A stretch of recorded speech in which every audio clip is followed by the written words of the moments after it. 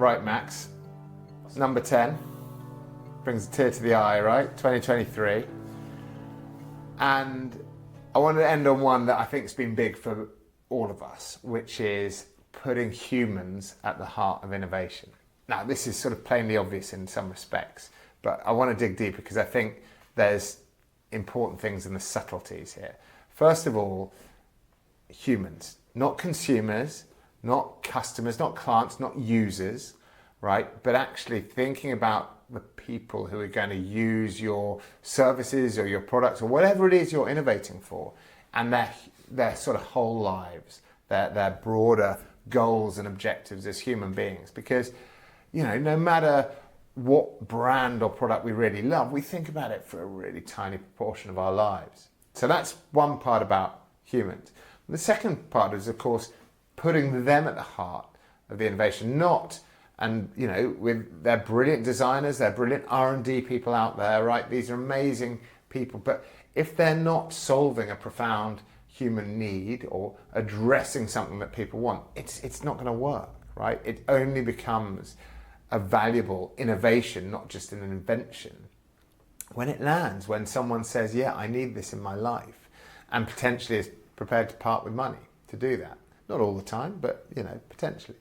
So I think those are two really important factors where we talk about humans. And we've had a conference where we've talked about sort of human innovation. I know we've talked about it. It's very close to our heart, Brand Genetics as a business thinking human first. And it's just starting with that deep understanding of the person you're designing for, right? The person, their needs, their goals, their motivations. This came up again in a lovely Fireside chat we had with James Sallows of Lego and Katrina Ferris of Unilever. And we talked about AI and the power of AI, but actually what AI misses, and you know, I suspect for the foreseeable future, is that context. So it can have some great insights, and we are fully behind sort of using it to augment and enhance our intelligence, but actually it misses context. So you've got to be out there observing people, seeing how they're using things, using products, etc. What context are they in?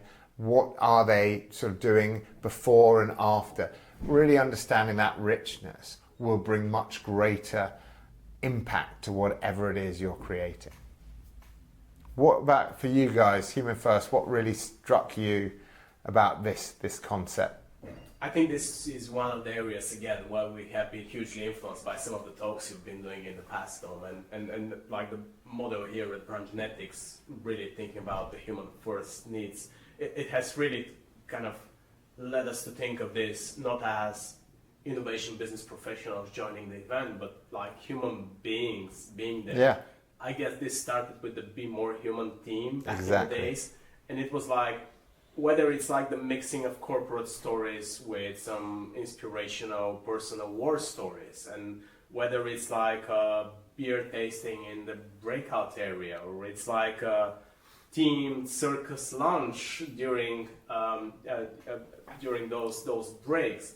It's just about bringing that human experience that people would also have fun with joining the event.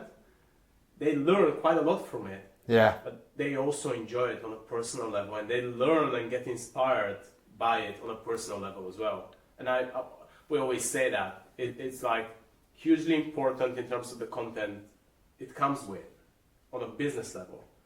But then you're going to truly enjoy it as a person, like on a personal level as well, because that's the way it's been designed at its heart, to kind of shake you up a bit.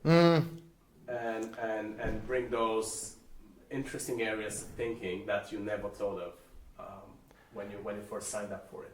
And I think it touches you at a more emotive level. That's what I feel. And I've been to a fair few conferences where I've learned stuff, but it's been very rational. I think where there's a real win with the Global Innovation Forum is it has real emotive power, and it really lands kind of some sucker punches.